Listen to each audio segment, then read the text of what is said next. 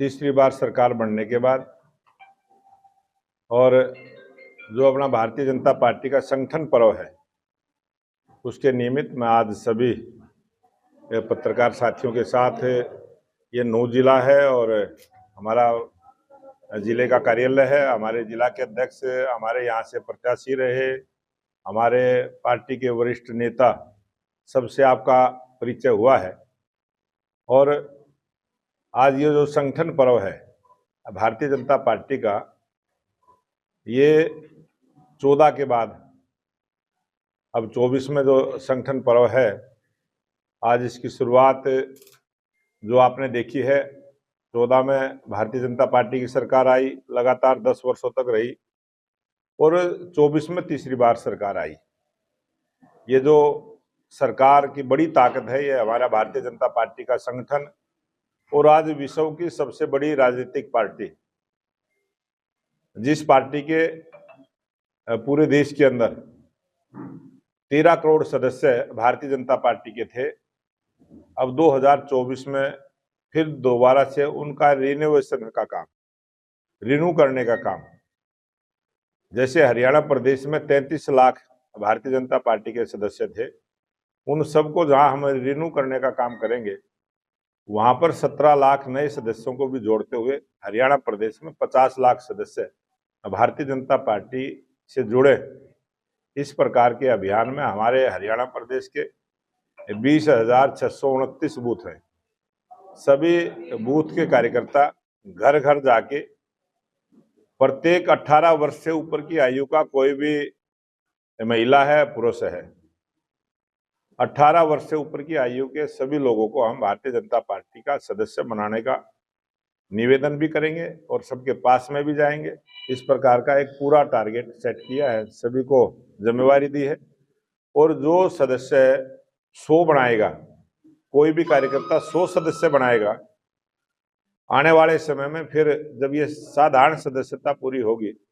इसके बाद उनको सक्रिय सदस्य बनाने का काम करेंगे। जो भी कार्यकर्ता 100 सदस्य बनाएगा, वही पार्टी का सक्रिय सदस्य बनेगा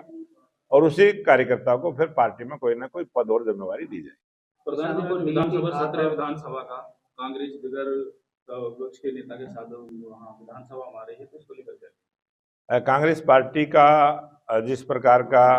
आज हरियाणा प्रदेश में और देश में भी जो वातावरण बना है, 2019 के चुनाव में कांग्रेस से विपक्ष में बैठने के लायक भी नहीं थी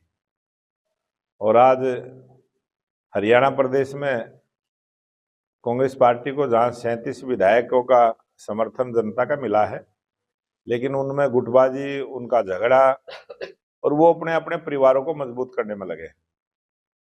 उसी की अंदरूनी लड़ाई है और उस अंदरूनी लड़ाई में वो अपना फैसला नहीं कर पाए हैं। देखते हैं कब कांग्रेस पार्टी अपना फैसला करेगी। चुनाव जैसे ही फ्री हुआ, कांग्रेस के पार्टी के पास बोलने को कुछ भी नहीं था और जब भी पत्रकार कांग्रेस के नेताओं के पास गए, उन्होंने इस बात को हवा देने का काम किया कि खाद की कमी है। आज हरियाणा के किसान खाद की तरफ से कोई परेशानी नहीं है, खाद हर जगह उपलब्ध है। सोसाइटियों में कहीं कहीं खाद लेट आया है, 7 तारीख को आया है और मार्केट में खाद उपलब्ध था और किसी भी प्रकार की खाद की कमी को हम नहीं होने देते।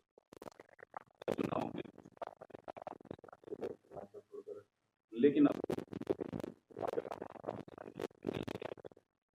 बहुत सारे ऐसे नेता जो कांग्रेस में गए थे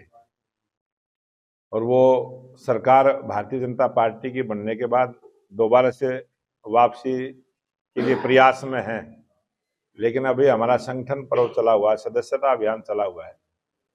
पटका डालकर कहीं भी पूरे हरियाणा प्रदेश में हम कोई नई ज्वाइनिंग नहीं करवा रहे हैं। साधारण सदस्यता का अभियान चला है, फिर सक्रिय सदस्यता का अभियान चलेगा, फिर हमारा संगठन का जो रचना है उसमें जिम्मेवारियां देने का काम चलेगा और जब संगठन की पूरी रचना हमारी कंप्लीट हो जाएगी, उसके बाद पार्टी उस पर विचार करेगी।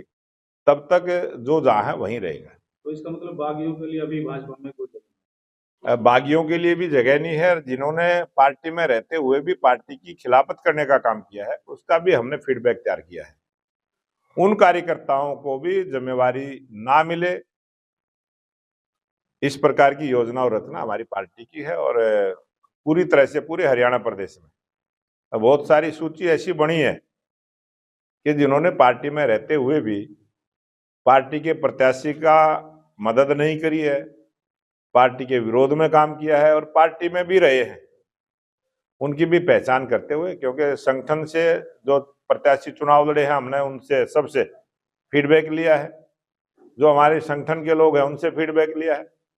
और भारतीय जनता पार्टी के साथ ऐसे बहुत सारे सामाजिक संगठन भी इस चुनाव में लगे थे, जो सामाजिक संगठनों से भी रिपोर्ट हमारे पास आई है कि फला कार्यकर्ता ने कमी की है, उस कमी को भी ध्यान में रखते हुए आने वाले समय में सरकार में और संगठन में उनको कोई जिम्मेवारी ना मिले, इस प्रकार का प्रयास हम करेंगे। सर, मेवात पिछड़ा इलाका है, विकास मुद्दे हैं। मेवात जिस प्रकार से एक खबरें बनती रहती है कि मेवात पिछड़ा हुआ है, जिस प्रकार से ये बॉम्बे एक्सप्रेस हाईवे यहाँ से निकला है, उसके बाद मेवात की एक ग्रोथ बढ़ी है और आपने सड़कें भी देखी हैं जब से हमारी सरकार बनी है, हमने पूरा ध्यान दिया। उसके बावजूद भी यहाँ 2-3 प्रोजेक्ट ऐसे आने वाले हैं, आने वाले भविष्य में आप देखेंगे मेवात आर्थिक दृष्टि से भी और रोजगार की दृष्टि से भी और विकास की दृष्टि से भी मजबूती के साथ, मेवात के हर खेत को पानी मिले, हर यहाँ के रहने वाले आदमी को काम मिले, यहाँ रोजगार के नए अवसर, इस प्रकार की हमारी सरकार की योजना है और बहुत जल्दी उसको हम लागू करेंगे।